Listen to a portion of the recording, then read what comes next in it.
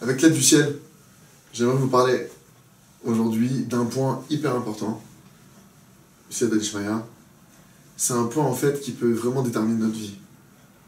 C'est-à-dire que il nous dit le Rav Dessler qu'à la fin des temps, la ruse du serpent, façon de parler, on va dire l'arnaque du siècle de la fin des temps, c'est quoi? C'est que l'homme va se mentir à lui-même.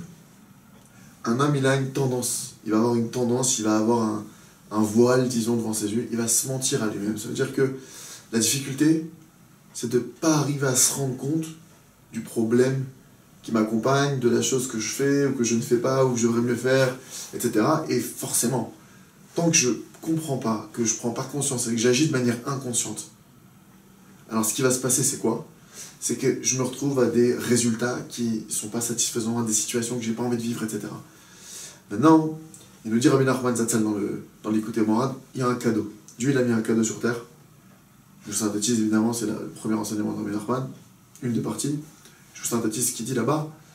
Mais en gros, c'est que il y a un moyen pour ne pas se tromper dans sa vie. Il y a un moyen pour ne pas se mentir à soi-même. C'est quoi ce moyen? Regarde le monde qui t'entoure. Regarde la réalité dans laquelle tu vis. En regardant la réalité dans laquelle tu vis, les gens qui t'entourent, tous les messages de ta vie s'y trouvent. Le Baal Shem Tov Zatzal, il explique que ce monde entier, c'est un miroir.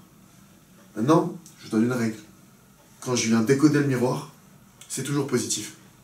Je ne viens pas maintenant chercher, entre guillemets, à me mettre des coups de fouet. Parce que des fois, je peux dire, oh, bah, c'est super, si je regarde l'entourage que j'ai, des voleurs, des tricheurs, des menteurs pour certains, ou je sais pas, des incompétents, peu importe. Le but, c'est pas de me dire, je suis un incompétent. Le but, c'est pas de me dire, je suis un tricheur, ou j'en sais rien.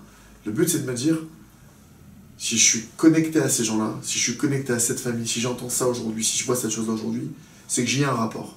J'ai quelque chose à faire avec ça, et ça me concerne. Je suis concerné. C'est pas le fruit du hasard. Ça émane du créateur de l'univers qui m'envoie des allusions pour me permettre de jouer mon rôle sur Terre, d'avancer. Ce que je veux vous dire par là, ça veut dire que le cadeau, c'est le suivant. Quelqu'un maintenant qui est confronté au vol, c'est sûr qu'il y a du vol chez lui. C'est sûr. Maintenant, le truc, c'est que moi maintenant, je dois pas me voiler la face. Mais je comprends pas comment quelqu'un d'aussi généreux que moi, et quelqu'un d'aussi honnête que moi, je suis confronté au vol. Non, il faut prendre les schémas dans le bon sens. Ok Hachem, aujourd'hui tu m'as mis en face d'un vol. Si tu me mets en face du vol, comme dit Rabbi Nachman dans l'enseignement 1 de l'Écoute Morad, je dois me rattacher à cet intellect. Je dois me rattacher à cette sagesse. C'est-à-dire cet événement-là, je m'y rattache. Je sais que si j'ai vécu cette chose-là, si j'ai entendu cette chose-là, j'ai vu cette chose-là, j'y suis connecté, j'y suis relié moi-même personnellement. Alors moi, concrètement, mon Dieu, je vois pas en quoi je suis un voleur, ou je vois pas en quoi j'ai un certain niveau de vol dans certains domaines. Peut-être qu'il y a des choses qui m'échappent. Montre-moi en quoi je peux améliorer ce point. Montre-moi comment je peux changer dans ce domaine. Je suis prêt au changement, je suis prêt à m'améliorer. Quelqu'un qui fait ça, qui est dans cet état d'esprit dans lequel je vous parle, et qui va tous les jours, en fonction de ce qui lui arrive, demander de l'aide pour comprendre le message de Hachem, et qui va opérer de changements dans sa vie par rapport à ça, c'est quelqu'un qui peut que réussir. C'est quelqu'un qui peut que aller mieux. Le truc, c'est quand quelqu'un maintenant il commence à rejeter la réalité qui l'entoure, et à commencer à dire, mais quel rapport? C'est pourquoi? Parce que alors, dès qu'il y a un voleur, je suis concerné. Dès qu'il y a un menteur, je suis concerné. Tu vis plus. Donc elle a trouvé la personne une excuse pour se voiler la face.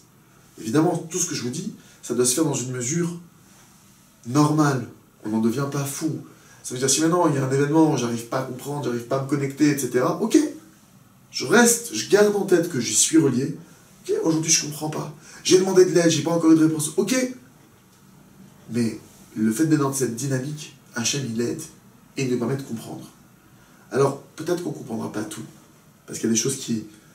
Dieu, il y va, entre guillemets, on a besoin de passer par certaines étapes, mais il y a des choses qu'on peut comprendre. Et il y a des changements qu'on doit opérer. Parce que dès l'instant, je vais comprendre un élément de ma vie que je dois changer, que je vais commencer à faire tchouva sur cette chose-là, à vraiment chercher à redresser ma voix, à m'améliorer. Et je vais mettre en place des actions, je vais mettre en place des prières, je vais mettre en place toute une stratégie pour véritablement changer. Parce que le but du Cheshbon Nefesh, le but d'analyser son âme, c'est quoi? C'est de prendre des décisions. C'est de dire, ok, voilà, non, il m'est arrivé ça dans ma vie, il m'est arrivé ça. Voilà, mon Dieu, pourquoi ça m'arrive? Et je comprends, je cherche, j'analyse, je réfléchis, je demande à Hachem de l'aide. Hachem m'envoie des réponses. En fonction de ces réponses, je recale le tir.